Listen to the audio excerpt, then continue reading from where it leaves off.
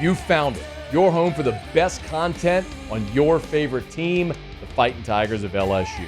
Do us a favor. Subscribe to the channel. Leave your comments below. And be sure to smash that like button.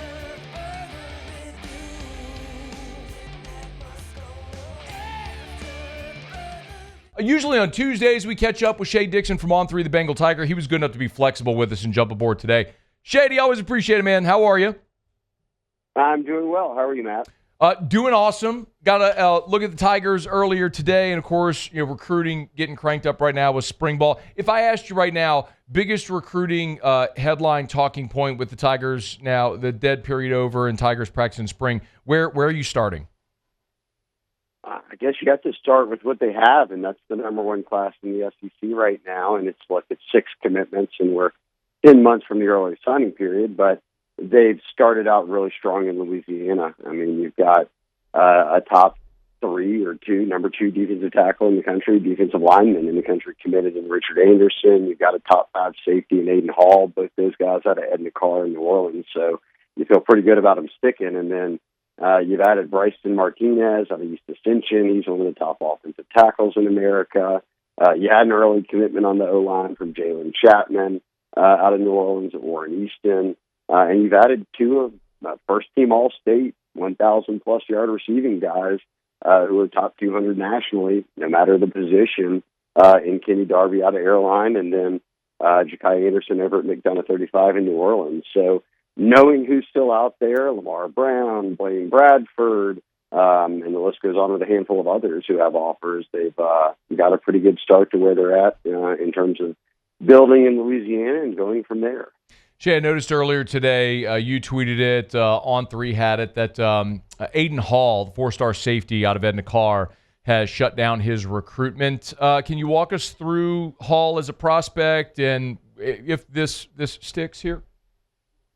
Look, no surprise that an Edna Carr kid is sticking with LSU, but for him to come out and just say it now is a big deal because this is when every other school is pushing to say, hey, visit campus, hey, set up an official.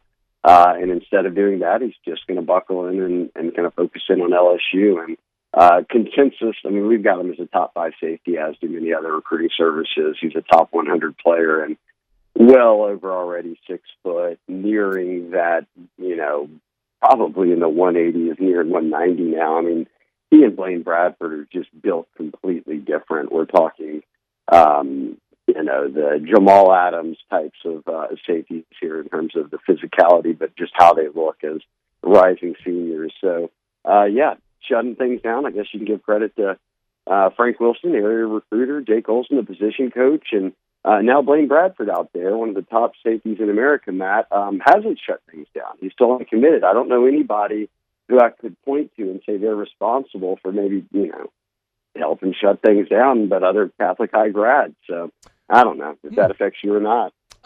You know what, man? I might be able to make a call, see what we can do, see what we can make happen there.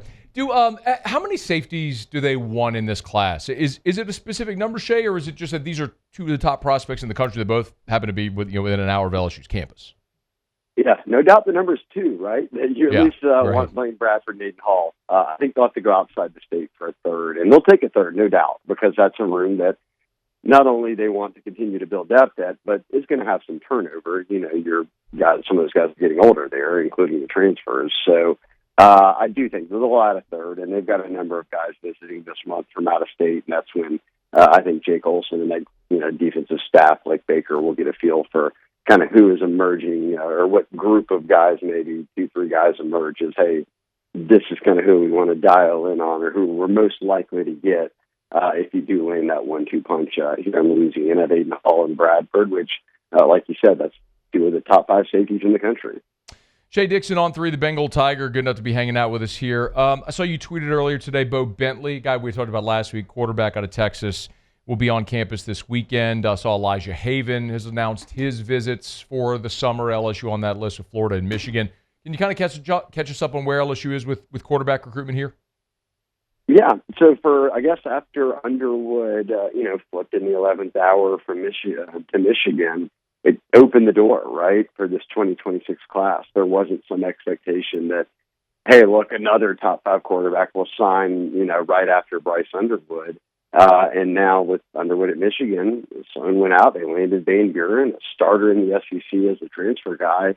And then, look, Haven is part of that 2027 class, which I think will take 2 quarterbacks in. You can kind of now focus on 1 quarterback in this class. And I think Sloan did a really good job in talking to these quarterbacks of, even through the Underwood stuff, recruiting these guys, knowing, hey, look, I might not be able to get them, but, crazier things have happened. And then Underwood flips in the 11th hour. And Bentley is a top 5 quarterback right now and on 3 nationally. And he is, that's sort of the number 1 quarterback as well, is still uncommitted, but LSU's really not in the mix there. I think Bentley checks in at 5 or 4, but he's uncommitted. He's visited Oklahoma, Matt, a couple of times. You could say they're the team to beat, but he's also a first-year starter coming out of Salinas, so it was like a late blue. Everyone's been on him later because he wasn't starting for multiple years, and he's taking things slow. So he'll be in town this weekend. It'll be his first time seeing LSU, and you sort of hope that catapults into an official visit in the summer, and you see where things go from there. If not, they're going to end up having to flip a quarterback in this class because that's just how quarterback recruiting works. By this time, most of them are already committed. Would you mind updating Elijah Haven and what's going on there? Yeah, right. So Haven is one of a handful of early offers that Sloan made. And remember, that all happened in one weekend back in September. So it was clear that Joe Sloan Yossi had a kind of a firm grip then on, hey, these are the handful of guys I'm going to prioritize early on, and Haven was on that list. So LSU firmly in the mix there. He's talked up LSU and Michigan really as the 2 teams that are recruiting the hardest. Aranda and Baylor are recruiting them. He'll get out there and check them out for the first time this spring. But another offer in Louisiana, up in North Louisiana, Peyton Houston at Evangel.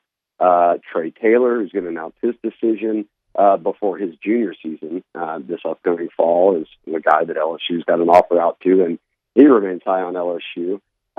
Trent Seaborn's in Alabama. I think that I would put him further down the list of guys likely to end up at LSU. And the final guy who's got an offer is Nussmeier, who is kind of the next in line. If you can maybe get all 3 Nussmeiers into Louisiana at one time, or not at one time, unless Garrett gets drafted by the Saints. But his younger brother, is a pretty good prospect. Colton, coming out of East Texas, playing at Marcus just like Garrett did, and he's a lefty, but he's a lot. I mean, he's got a few inches on Garrett, and Garrett's a tall kid, and he's probably taller than his dad is at this stage, I believe, going back-to-back and looking at him last summer, and I bet he's gotten even taller since then. So keep an eye on him. Obviously, it will surprise nobody if Nussmeier ended up at LSU, even more so with family, Lake Charles roots, his dad with the Saints, Garrett have played here. So that's one that I think we'll have to obviously talk about a lot between now and whenever he makes his decision. But I do think they take 2 quarterbacks, so we'll see how it all falls. A couple more for Shea Dixon. Kyle Williams on staff. That's obviously going to be a huge talking point now with the Bo Davis domino falling and what the domino effect is there. What have you heard so far, Shea, from in recruiting circles about Bo Davis leaving, Kyle Williams coming in, how that may affect this class? Yeah, look, I think that Bo Davis was known best as a developer, right? That he could turn those 3 stars into top 50 picks. And he's been around the game as long as anyone. And then you've got Kyle Williams coming in who, look, yes, he just retired from the NFL and he was at the high school level back in Ruston, but this wasn't he was the DC of a team that was going to state every year. They were the best defense in the state, arguably the past 2 seasons. And I'm not saying that's him, but he's been a part of coaching at a high level, even in high school, right away after his NFL career. And I think that there is no doubt that anyone who's ever met Kyle, and everyone has kind of been outspoken who knows him well, will say that he's one of the more affable people out there. He gets along with about anyone. He's a very kind of no-nonsense, straight shooter, family man, and I think that is attractive to parents. I think it's certainly recruits will look at him and probably get along well with him. He's a bit younger, obviously just coming off of the end of his NFL career, but I think he's going to hit the ground running just like he did at any other point. And really, Matt, and I'm sure you've gotten this thing here, is that people express the reality that, hey, look, he's never been a college coach before. You've got a built-in benefit here in Blake Baker's defense that he's only coaching D tackles and, nose tackles. And Kevin Peoples, who has been around the game a long time as a coach, is coaching your ends and your edge rushers. So you kind of split that group in half. He's not in charge of 30 guys here, but at the same time, it's a position he's played his entire life. And, when he was in Buffalo, he's bringing along, I'm sure, every guy that was in that room underneath him with technique and everything else. So it ain't brain surgery, I don't think. And I don't mean to downplay a D tackle or D-line coach's responsibility, but when you've been around the game that long, I think you can catch on pretty quick to what they want from you as a coach. And recruiting, hey, look, you want to recruit North Louisiana? There's a nice staff member to add right there. That is true. All right, Shea, last thing for you. Saw Darius Gray, who's one of the top offensive linemen in the country for 2026. He's locked in an official to LSU. Over at On3, you guys have him as the in the composite number 31 overall player in the country, the number 2 interior offensive lineman. What can you tell us about him in an LSU shot here? Yeah, I'm actually putting the finishing touches on my first mock 1.0 class prediction, which is obviously in the NIL era. Before we know if rev share is passing, with LSU only having 6 commits, very easy for me to predict 20 more that are going to happen between now and December. But I've got him on my list. He's on there. Darius Gray's a guy that is he plays in Virginia on the East Coast, but interior offensive lineman. He's already 6'3", 285, and as you noted, one of the more highly ranked guys out there. But these are the types of guys that, when it's not border state, we've seen Brad Davis reel in. And I mean, they did it this past cycle. They've done it other cycles where they dipped into the East Coast, different pockets, and maybe the Northeast, and grabbed some offensive linemen. And he's been rolling. So Bray's going to visit again. He's going to official visit, all of that. So I do think that if you're looking at, hey, who are they realistically going to land on the O-line beyond the 2 guys they have that aren't from Louisiana, you put Darius Gray kind of in the very top of that list. Shea Dixon on 3, the Bengal Tiger. You'll get him on Twitter, X, whatever you want to call it. He's at Shea Dixon. Shea, we appreciate it as always, man. Thanks so much. Yep, thanks for having me, Matt. Hey, thanks so much for watching. Please leave your comments. I love to interact. And be sure to hit the red subscribe button below.